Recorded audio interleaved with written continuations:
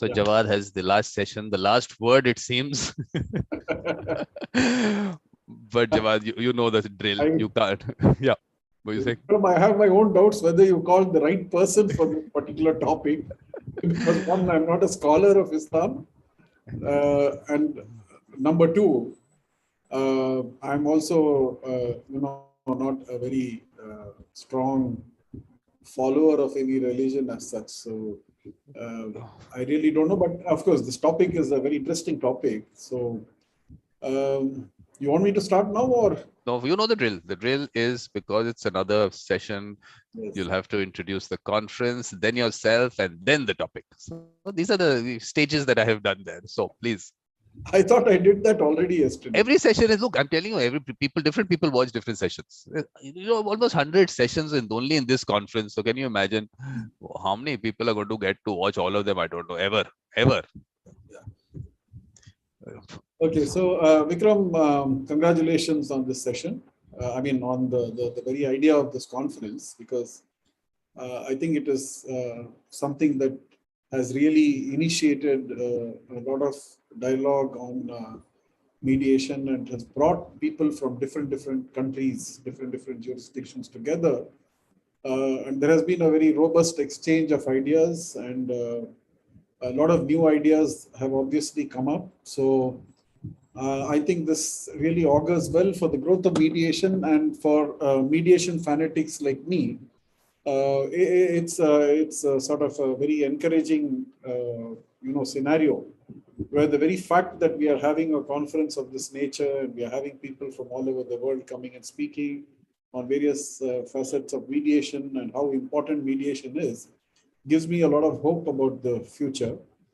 Of course, as far as India is concerned, we can still, even though 17 years have gone by, we can still call ourselves as the pioneers, because we are still in a pioneering stage where we are still trying to, find our feet and trying to see what will be the best way to take this forward. And in this, I think your contribution will go down in the annals of history of mediation in India as one of the finest. So as a mediator, I'm really grateful to you for organizing a conference of this nature and for providing us with a platform to express our views, and also an opportunity to interact with and listen to great mediators like Ken Cloke and so many others who have, Sriram Panchu and so many others who have come here on this forum. So I think this is a great idea, and I think as we discussed yesterday, we should see how best we can make it more accessible to people, so that the word spreads far and wide and more people get to understand what mediation is all about. Just one more thing I would like to say, because for me, this is where I think both you and I are on the same platform plane of thinking, that mediation has to become a culture. It was a culture once, but in between it was replaced by another culture, basically a foreign culture. But we want that old culture to come back in its new avatar, with all its, the developments and the various advances that have taken place thanks to our knowledge of neuroscience and, and dealing with people's emotions and all that. So our effort should always be to make it a culture. And of course, this path is not going to be easy, because when you're trying to establish a culture, it has to go through a lot of upheavals, a lot of processes, and it has to become acceptable to everyone. It is going to be a long journey. But I think I always keep telling my wife that, perhaps we may not live to see the result of all the work that is being done. Perhaps the next generation of mediators will really take it up, because I see a lot of hope. I interact a lot with students and youngsters. So, and your effort is also on those lines, to identify those who have these qualities and to really give them a platform for, honing their skills and getting into this process. So I see a lot of hope in the future. And I think hopefully non-violent, peaceful resolution of conflicts will become the norm in India, because litigation, I deem it to be violence. I regard litigation itself as violence, because violence need not always be with swords and guns or fists. It can also be with words. So the kind of violence that words can create is much worse than what, because it's more widespread, and it is more easy to do that, and you don't get punished for it. Absolutely, absolutely. That wonderful thoughts, Jawad. Let me just put it down that in the description of the video, you can find the link to the channel. Of course, you've got to subscribe to the channel. You're there. The schedule is the important one. Just click the link to the schedule. It has the link to all YouTube, the recordings. Everything is there. The name of the people is there. Everything you'll find, topic. So please have a look at that. So Jawad, wonderful thoughts of yours, and we have to take it forward. And I think I just feel that there is a role of mediators. One is mediation. The other role of mediators, I think the role of mediators will also be to see where the issues in relation to the dispute resolution in general are.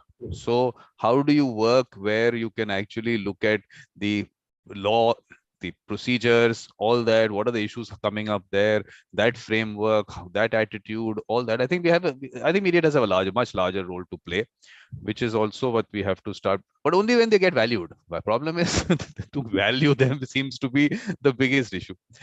So it's a society. Value is always, I I read the story in school when I was in school. I hope you don't mind if I share the story with you. Please.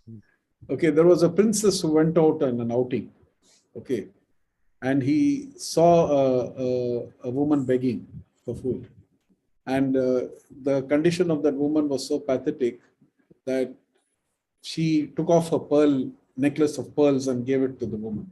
And that woman took it from her, put it in her mouth, and started to chew it. And when she realized that it cannot be eaten, she threw it away and cursed the princess and went away. So you see, the problem is, today we are so. I hope this story may not be mistaken as me trying to say that we are beggars or something. Not at all.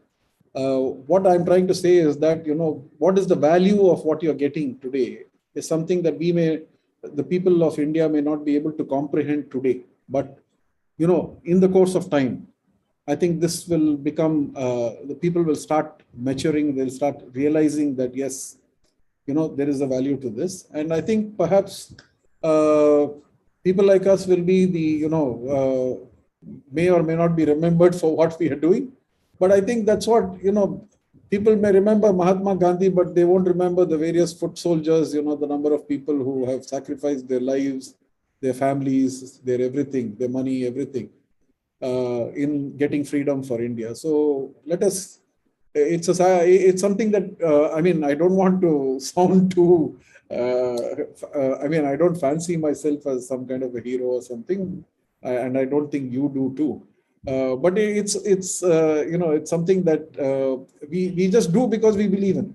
Exactly. And that's the important part. That's what I keep saying. The mediator mindset has a lot of these aspects to it, that you are doing it because you're looking at the larger good and all that. So all these other things which you're not looking at name, fame kind of situation. You're wanting to do good for people, for society in general. Exactly. And the humility part of it and all that, all those are, they're all characteristics of that mediator mindset, which otherwise those things don't get discussed, because finally, where are those mediators? People don't have a face for mediators to start with. So let's put that out in society, get the good people out. It's a slow process, but let's do it with the good people. Let's identify the good people, take it out, because that, I think, seems to, for me, the most important. We have always kept discussing that those are the people who will give you that, they'll be the brand ambassadors of mediation, and that's the most important part. So Jawad, today it is mediation and restorative justice in Islam. So this is something that you have to take forward. I'll come in whenever I can come in, please. Okay, I think to explore that subject, Vikram, I think we need to have a brief understanding of the origins of Islam and how it started, and what are the developments that took place, and how Islamic jurisprudence itself evolved over a period of time. So basically, I think that, Islam was founded in the deserts of Arabia, the Arabian Peninsula. And it was basically, a continuation of, Islam is not something contrary to what people think, a religion that is new. It has its origins in Judaism, it has its origins in Christianity, it has its origins in the pantheism that was prevalent in the Arabian Peninsula in those days, apart from the monotheistic religions of Judaism and Christianity. Pantheism was also very common there. And it was a continuation of the monotheistic concept of God. So the belief of Muslims is that Muhammad is a prophet who comes in the line of prophets, starting from Abraham to Moses to, of course, Noah, in between Moses and then Jesus and then Muhammad. So that is the belief of Muslims, and that is how Islam is understood by Muslims. Now, in this, we need to understand that there are many practices which relate back to the culture that was prevalent in the peninsula, in the Arabian Peninsula. And many of these cultural aspects of not just dispute resolution, but also of life itself, how the life, social life was being led over there. Many of these cultural aspects found their place in the Islamic practices also. But what happened was, once they were absorbed into this, they acquired a religious color. So, the distinction that, okay, this is a cultural practice, this is a religious practice, my understanding is that it somehow got blurred somewhere and it became a religious practice. Now, if you see that the Quran itself was compiled, Muslims believe that the Quran was revealed to the Prophet, who was an illiterate man. He did not know how to read and write. So as and when the revelations came, the belief is that he recited, and his followers, whoever was there, would make a note of what he was saying in whatever means that were available to them. It could be on a piece of rock, it could be on a palm leaf, it could be on a piece of stick, wherever they could, or maybe some piece of leather, whatever material that they had in hand, they used to, because there was no pattern to these revelations. They would come all of a sudden, and he would speak out and people would make a note of it. And 60 years after his demise, this was all compiled together during the reign of the third caliph, Usman, who also happened to be a son-in-law of the Prophet. So it was all compiled at that point of time, and it was, there was a lot of discussion on what kind of script should be used, and which revelation should come first and which should come next. So it was not necessarily in a chronological order that these revelations were compiled. And that piece of work came to be called as the Quran. And the Muslims believe that it is the divine word, and therefore it cannot be altered, it cannot be changed. But if you see the Quran, less than 1/3 of the Quran is dedicated to rules or do's and don'ts. The rest of it is a recounting of a lot of historical things, like the lives of other prophets, whether it is Jesus or Abraham or Moses or whoever. And there are a whole lot of admonitions, there are a whole lot of warnings. All these find a place in the Quran. And the do's and don'ts, the actual law as such, is very little over there.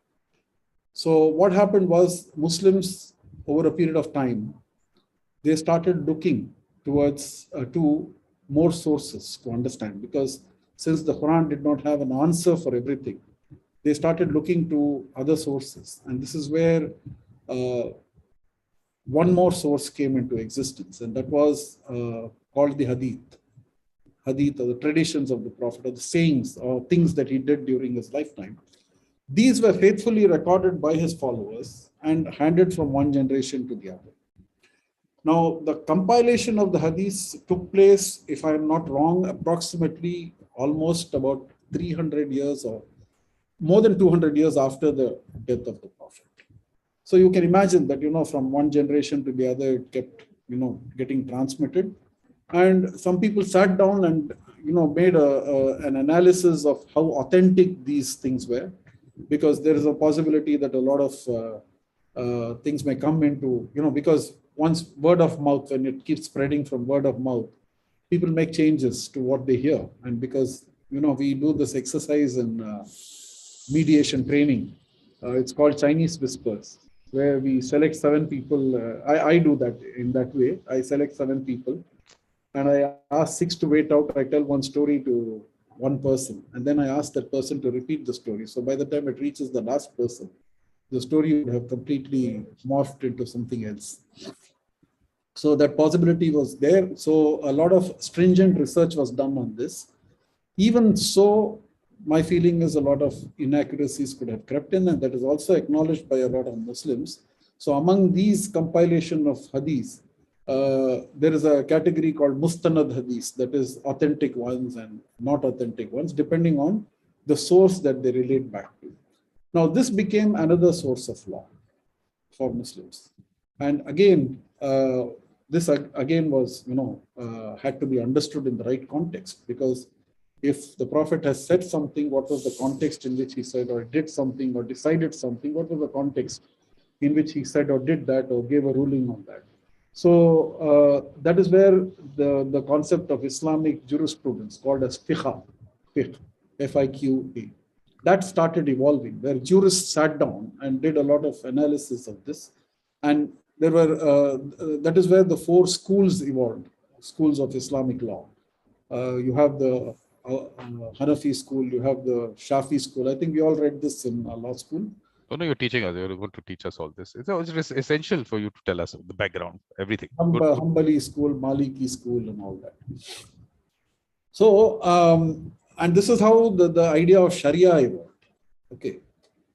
Now, this is my personal belief that what we call as sharia today is not just the word of God, but it is also, there is the human agency involved in it, because a lot of interpretation has gone into it, a lot of analysis has gone into it. So ultimately, as it evolved, it did not accept the Quran. Everything else was, ultimately how people understood it to be. So it was not necessarily, how it may have been meant to be. Now, that is as far as the evolution of the Islamic law is concerned. Now, in this, if you see the Quran itself, there is in one particular context, the Quran prescribes a particular method for dispute resolution. That is in the context of marriage.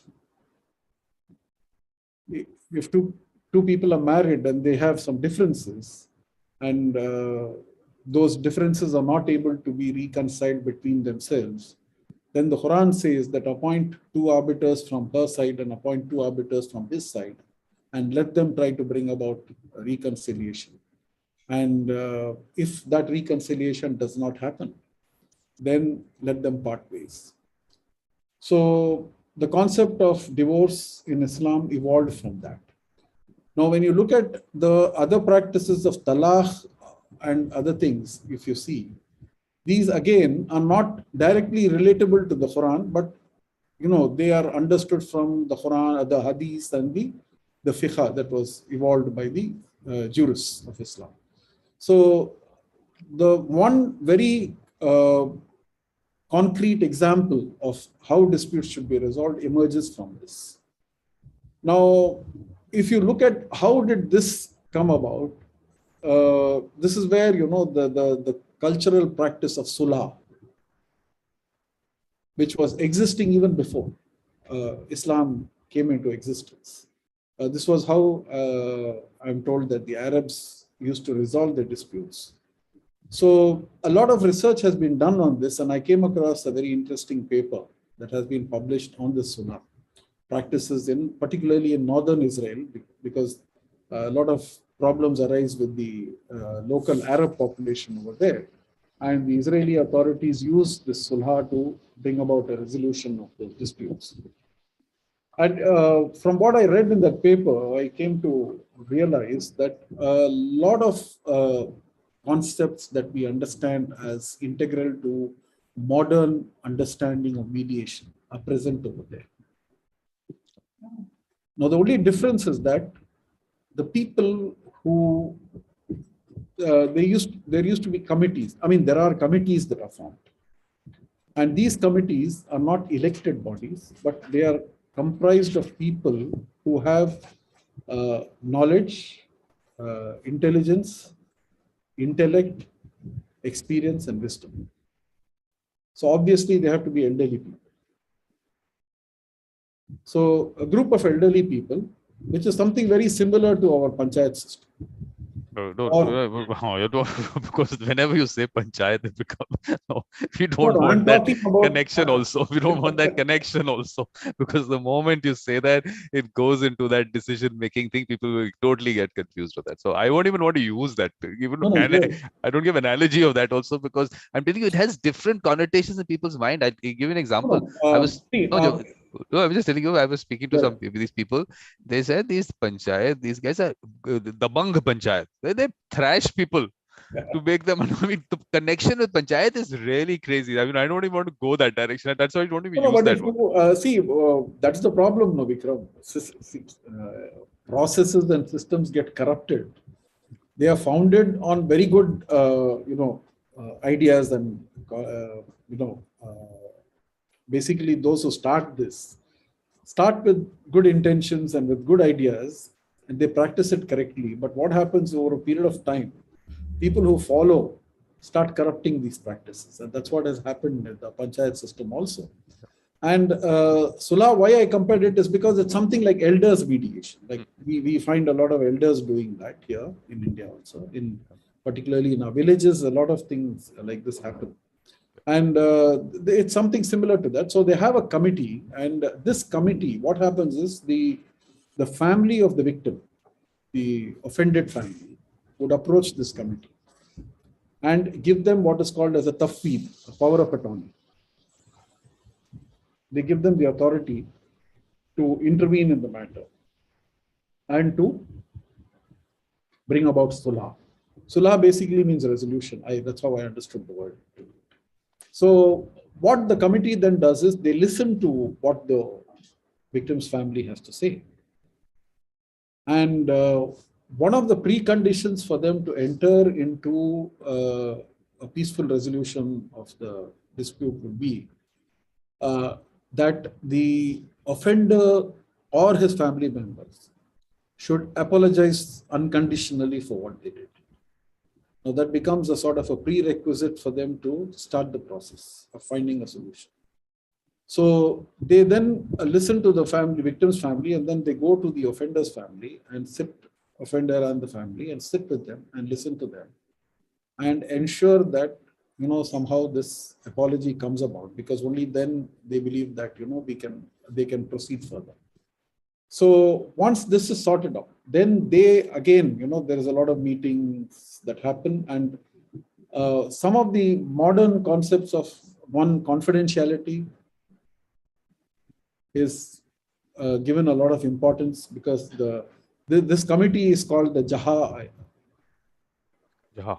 J-A-H-A. It's called the Jaha, I believe. So this committee keeps everything confidential. Nothing is disclosed to any outsiders about what is happening within the. And once these discussions happen, then my understanding is that somewhere a decision is made by the Jaha. This is how you. That's where the issue comes up. That is where the problem comes, as to whether it can really be equated with the mediation or not. The mediation that we understand it to be. Maybe it may not necessarily be a decision. They may first, try to perhaps bring about a solution that would be acceptable to both sides. Failing which, perhaps they may decide that, okay, this is what. Or maybe what Jawad can do is we have a look at it. Maybe it is that there is a choice. They tell you what to do, but there is still a choice with the person or with the family. So let's keep that a little open, because let's not close it. Yeah, because what might have happened over time, how it was passed down to people and what they started doing, because everyone wants to decide for people, it seems. So they might have got passed down and went into that direction. So we'll go a little bit towards the source, and we'll see where we can find more information. And one interesting aspect of the Arab culture, I'm consciously not calling it a Muslim culture, calling it an Arab culture, Because I think what the other aspect is on the criminal laws. On the criminal law, even for an offense like murder, the modern concept is that it is an offense against the state, and therefore the state has to take the responsibility of punishing the offender. Whereas in the Arab culture, it is regarded as still a personal offense.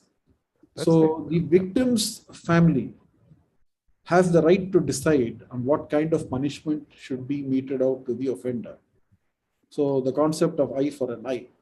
But that's what I said, that when I was, because the idea behind the topic was this, that all these practices are there. Only thing Sharia got a bad name, and because of this eye for an eye. So for a moment, I'm saying let's keep that eye for an eye out. Maybe that's the way people spoke about it. Maybe it was still that it's like restorative justice situation. That's why we're talking about it. That it is for the victim's family to decide. They don't want an eye. It's for them to decide. Because Sharia got a bad, that's why Sharia got a bad name. And we have to see that, look, some things that we are talking about today in relation to restorative justice and mediation in criminal matters and all, there is a source available. This has been looked at. Let's go back to it. Let's not give it a bad name because some people have maybe found it convenient to give it a bad name and come out with terminology like this. I don't know. I'm just saying, let's keep it open. I don't want to. That is why I said, that the Sharia, as we understand it today, did not come into existence at the time of the Prophet. It came into existence almost 500 years after his demise. So to call that is where I differ from a lot of Muslims when they say that Sharia is of divine origin. I insist that it is not of divine origin. It has a human agency involved in its evolution and in its conceptualization. Therefore, you cannot attach divinity to Sharia, and it is amenable to adaptation to changing norms of society. You cannot stick to concepts that were valid perhaps 1,000 years back. So you have to evolve and you have to change. You have to accept the fact that you still can't, cover your women from head to toe. Or you cannot just discard your wife by uttering a particular word 3 times. So this is no longer valid, and you cannot stop your women from getting educated. You cannot stop your women from going for work. See, in a medieval society, it was important because women were perceived as weak, and therefore there was a need to protect them. Now that need no longer exists because women are empowered today and they have the ability to empower themselves, and they have proved themselves to be as good as men in almost every department. So where is the question of continuing practices which were valid 1,000 years back? Yeah, that's why I think what happened, like you were trying to go into the background, actually the situation in that region, what was really happening, what was the social conditions and everything. I think all that needs to be taken into account, that where this came up from and all these aspects of putting certain restriction and all, what was the background on it? Was it required in that part? So maybe it was justified in that point of our time, but to carry it forward, the issue is the people carrying it forward. I think that's where to be able to explain to them, because then they hold on to it thinking, oh, we are the guardians of a legacy. The problem is when cultural practices assume a religious identity, then they are perceived as being mandatory. Yeah. Now, if you take, for example, just take the dress. Okay. Now, if you see that it is in a hot and arid climate like what prevails in the Arabian Peninsula, both men and women are forced to cover their heads with long cloth, right?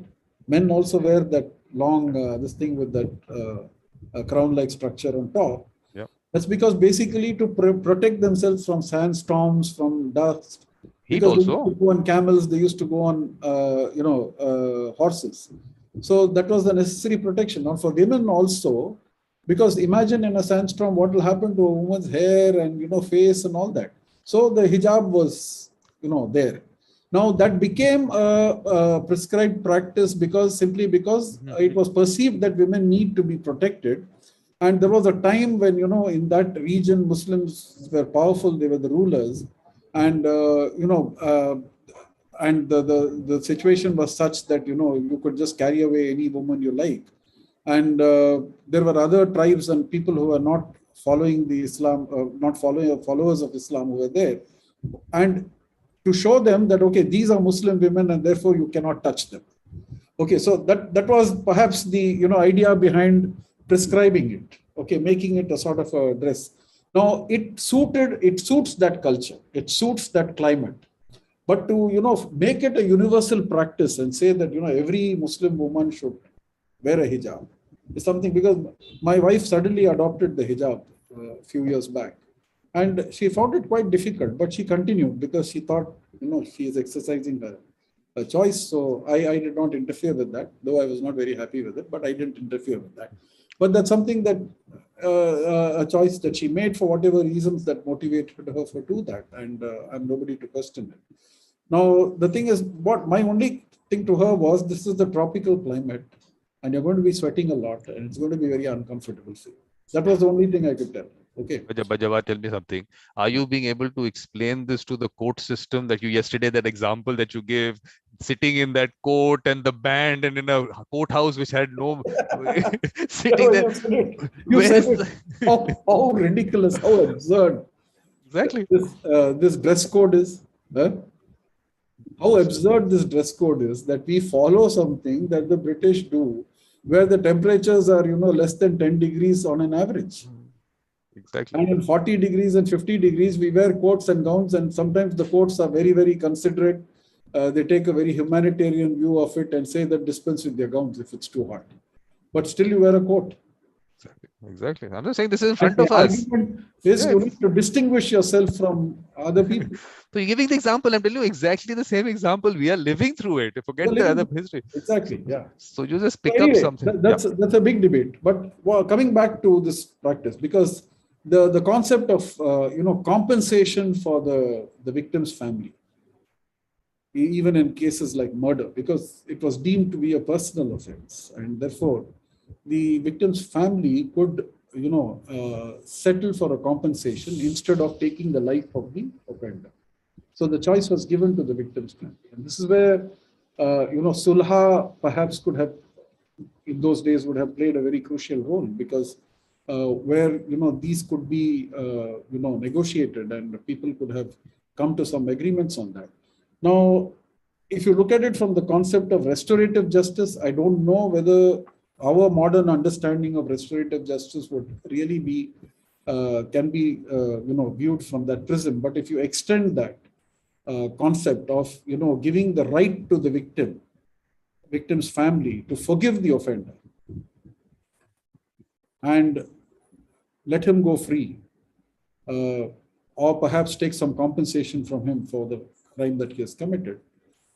If that can be called as restorative justice, yes, perhaps that could be, cornerstone from which we can start discussing on the concept of restorative justice. Your main thing, restorative justice, part of it only the fact that the community and the victim and the offender can come to peace with each other.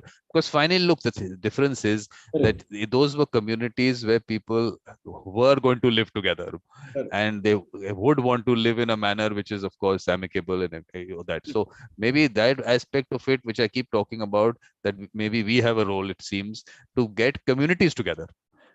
Because these are community feelings, these are community actions, which if communities are broken up, then where do we fit all this in? So I think that part is also an important role of media. Maybe I'm going a little ahead of that, but yeah. No, I think you're spot on that, because that is where, if you remember, we had a similar discussion in one of your sessions earlier, where I said that we need to revisit the Hobbesian concept of the state being an arbiter of the fates of its people, because the assumption of Thomas Hobbes was that people are basically human beings, savages, they're barbarians inside, deep down under.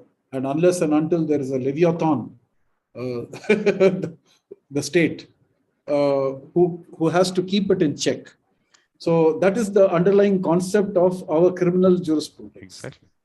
We need to revisit that concept, because in our new understanding of the human brain and how it works, and how social conditions can alter the very structure of your brain, the environment that you grow up in, the experiences that you go through, when all these can design the structure of your brain and make you do things that you do then it is high time, I think, we revisit these concepts. Yeah. Now, And the main thing is that society has to take responsibility of the environment that they create for people.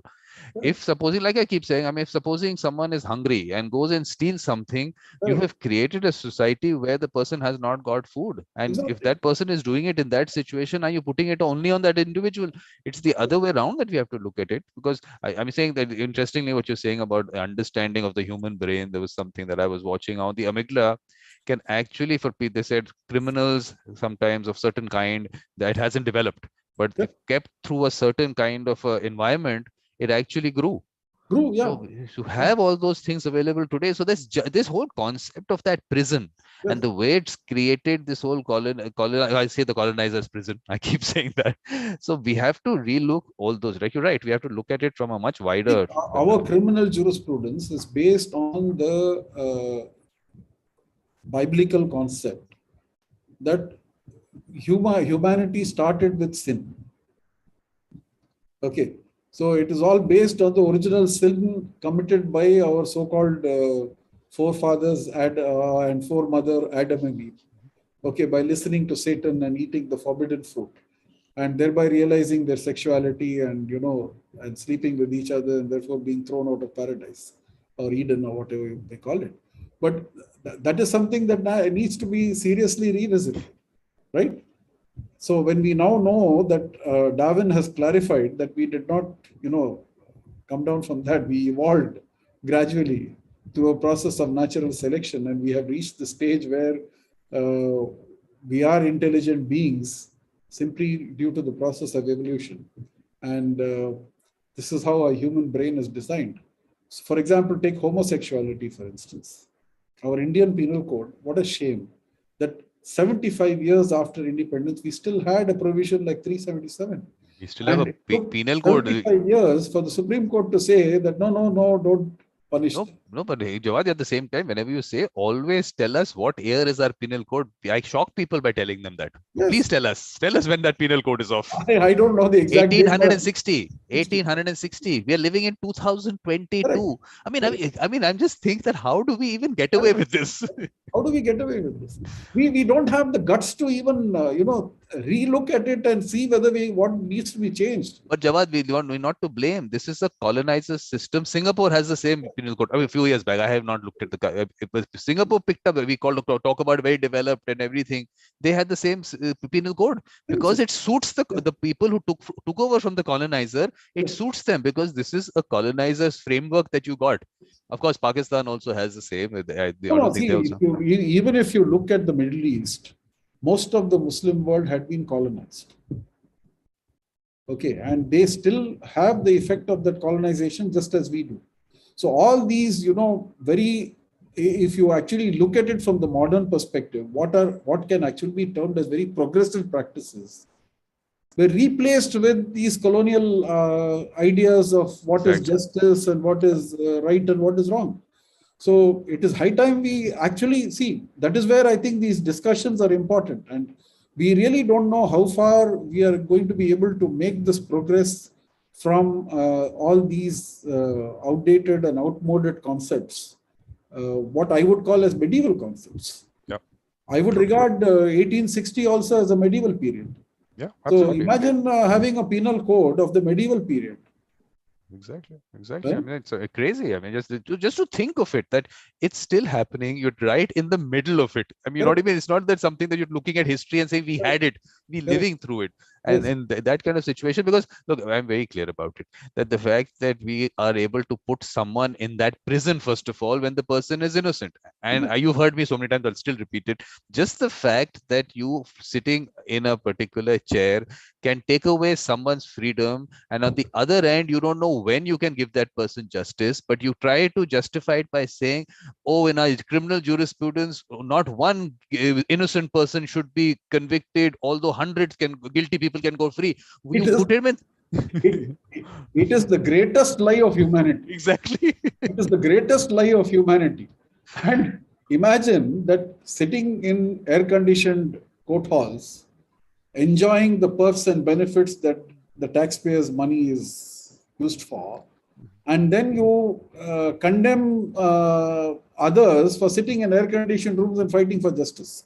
I mean, what kind of it's a big issue. I'm telling you, finally, it's all down to being able to question the judiciary first of all, which people again it's the colonizers' judiciary. I keep saying that. I mean, everything is colonizers. The way yes, the structure of the courts, us walking in with those gowns and coats and bands in this kind of weather, like we said, everything has been maintained in that time. No one is able to question it. I think about it, how this pomp and ceremony evolved. Okay, see, when we were hunters and gatherers, we were roaming from place to place. Okay, we needed each other. We survived on, each other's help, and that is why that is how we were able to carry on. Now, with the discovery of agriculture, when the agricultural revolution started, or the discovery of agriculture happened, we started settling down. And it is these settlements that started creating the concept of ownership and, possession and, this is what I own, this is what belongs to me, and this is what doesn't belong to you. And how can I snatch what is yours, and how can I protect what is mine? That led to the evolution of the concept of state, of government, nation, blah, blah, blah. So we started drawing these artificial borders. We started restricting people from moving on their earth from one place to the other. Okay, how did all this evolve? Don't you think that it is time humanity sat down and thought about this? Exactly. And then then the whole thing of dividing and everything. Some people had more, maybe, of course, they were maybe fitter in a certain way. They could fight, so they created their little armies, and that's how it happens. So I And think we'll have how overawed we get when we see this pomp and ceremony. Tell me, how overawed we get.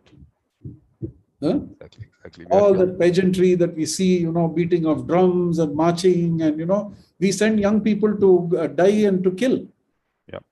Because we created these artificial borders, and we want to protect these artificial borders from our fellow human beings, and we send our own young youth to go and get killed over there, and we call it as patriotism. We call it as something sacrifice, and we give it some very high sounding words to make it sound very glamorous. But yeah, whatever way you can get someone into a band, any kind of group or anything to create that identity. But I'm telling you that, look, finally, we had that session, and I will keep talking about it.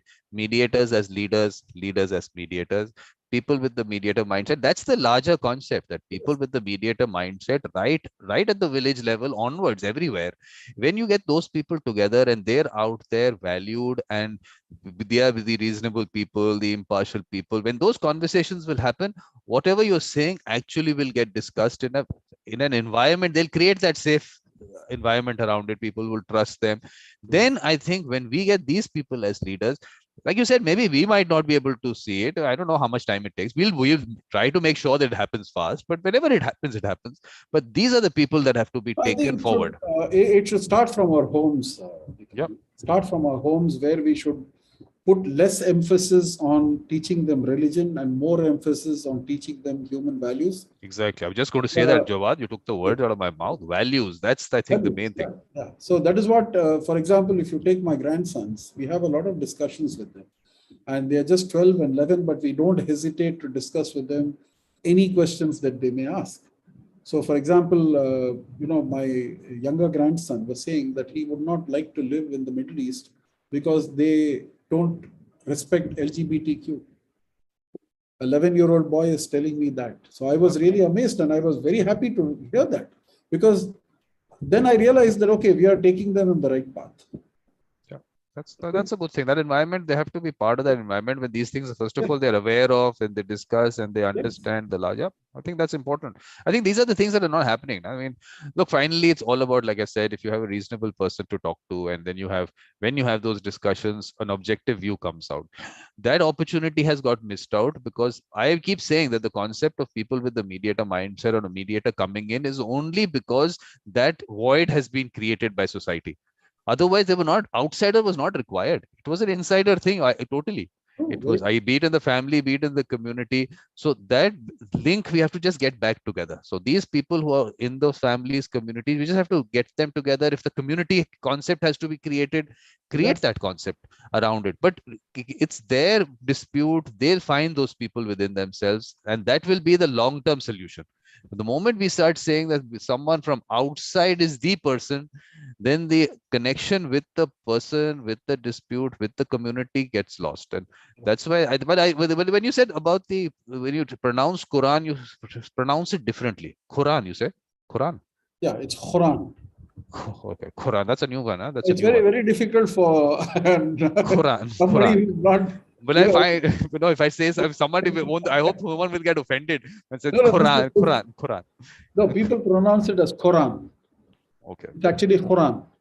See, the thing is, for example, if you talk to an Arab, like I was in Dubai, I was going with an Arab friend, and he said, I let's bark here and I want to bray, he said.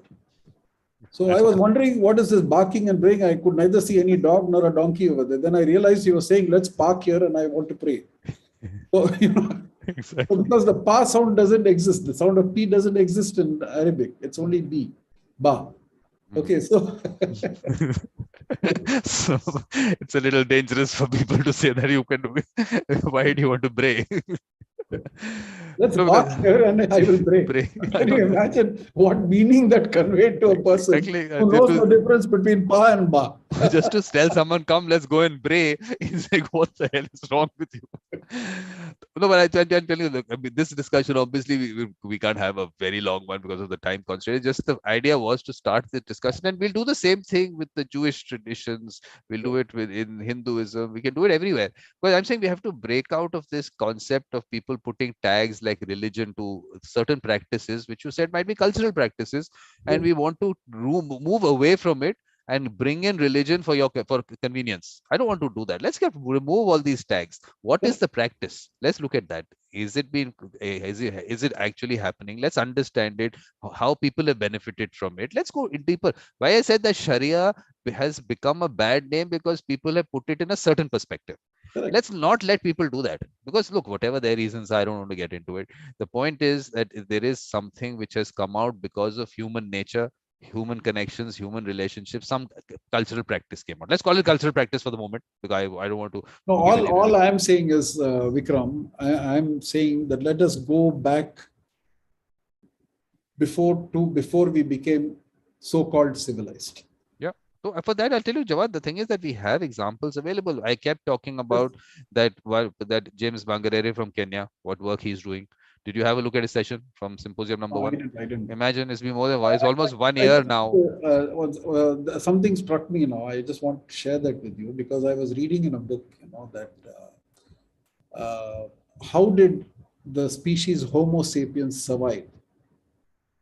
Whereas the Neanderthals did not survive, though they were much bigger, much stronger, and they had a bigger brain than us. And one of the ideas that has emerged is the discovery of the bones of Homo sapiens and the bones of the Neanderthals. Because researchers found, or anthropologists or whoever, they found that the Homo sapiens bones were healed, whereas the Neanderthals bones were not healed, the broken bones. If a bone was broken, which shows that in the species Homo sapiens, if somebody was hurt or injured or had a fracture of the leg or hand, they would stay back, nurse the person back to health, and then move on. Whereas in Neanderthals, they used to abandon the wounded and they would continue. Now, the secret of the Homo sapiens survival is not the selfish gene that is attributed by Richard Dawkins, but it is this element of empathy. Interesting. Yep. Okay, let us go back to that. Yep. Let us go back to that basic value that is there embedded in us, until the so-called civilization taught us to be greedy and taught us to be, cruel. Let's go back to that empathy. Rediscover our human values. Let me just, okay, the Samina is watching on LinkedIn. She just wants to know if the recorded version. Samina, the recorded will be, this particular thing will be available on LinkedIn also, and it's available on YouTube.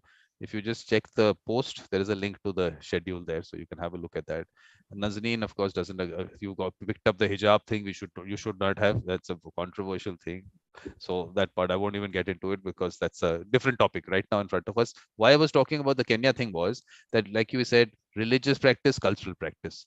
So in Kenya, they actually had a situation where a murder took place in a community, and then within the community, however it happened, 15 camels to be given to the victim's family. Done, finished, closed for them.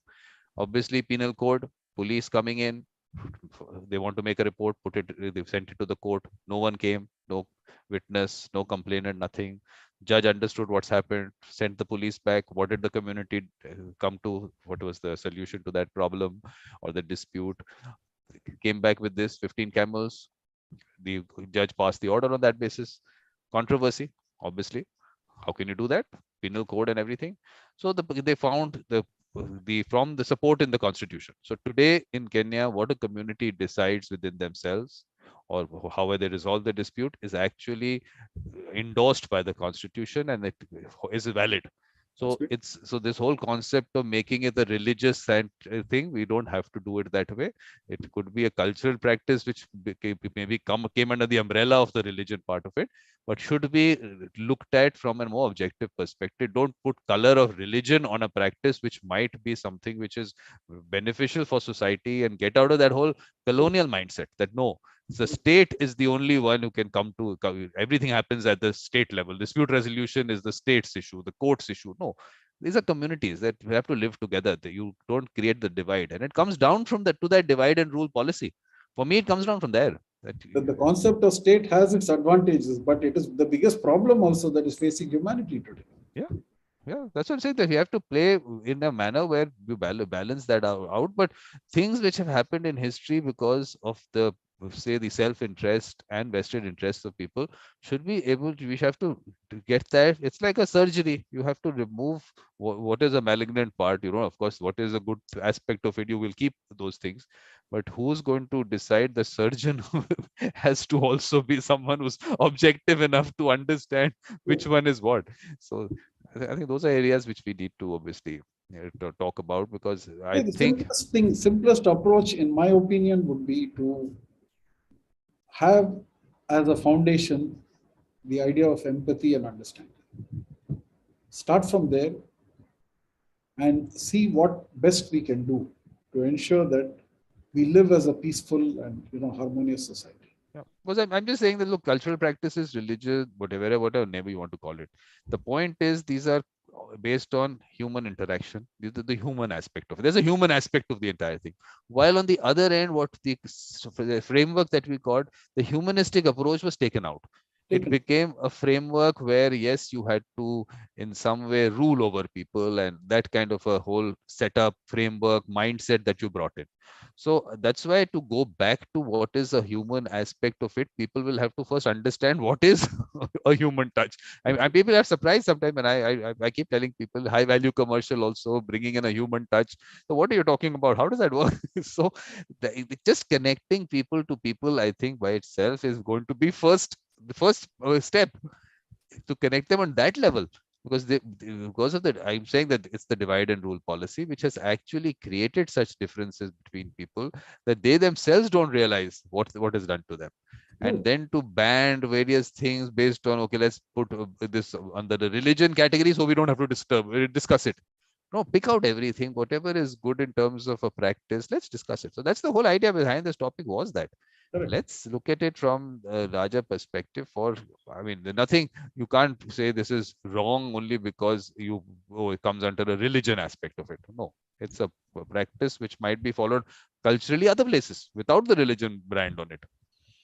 So I think that part of it was but the arbiter that you said, these arbiters were actually arbitrators, or they were, do we have more history on this? Arbiter means basically people who would see, the concept of arbitration, we should not get confused with what the law of arbitration talks about. Yeah. Arbitrate was also at one point of time understood as basically conciliate or mediate or whatever.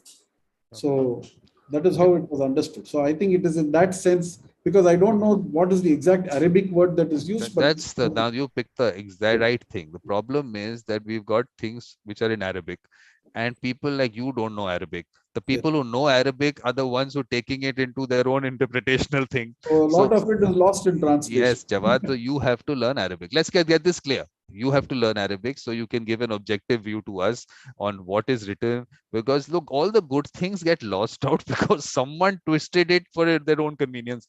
So please try to go as much into the original text.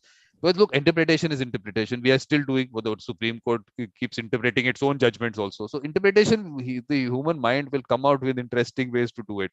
So but we need objective people like you to know the language. Don't go by anyone else's thing. We need people like you. I think that's what the missing thing is for me. The people who could have given an objective view don't know the language. Correct. And the other people who obviously will rely on people who definitely know the language becomes in any, I'm not saying it's any religion thing, be Hinduism, be Islam, everywhere. What is written in a certain text, and if you can't read it, you will have to take someone's word for it. Then you become dependent. And the moment you become dependent, someone is going to misuse it. So I think we need objective people like you. How difficult is it to learn Arabic?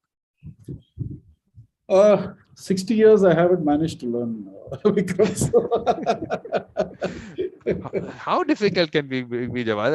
I'm sure, isn't that? It would not have been. See, at one point it would not have been difficult, but unfortunately, I lost the bus there.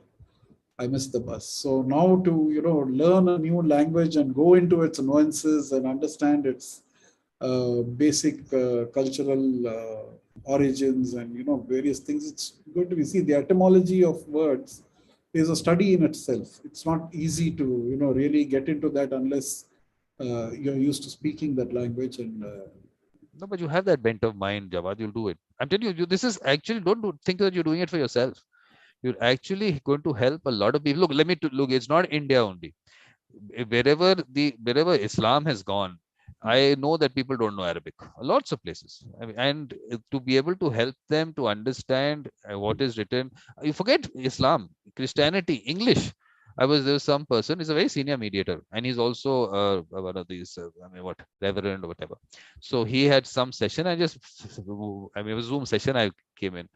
Now, there was something that he was discussing, and I was amazed that this person with that kind of education had this kind of a view. So very, very, there was one word that he was using there, and I quickly did a Google search.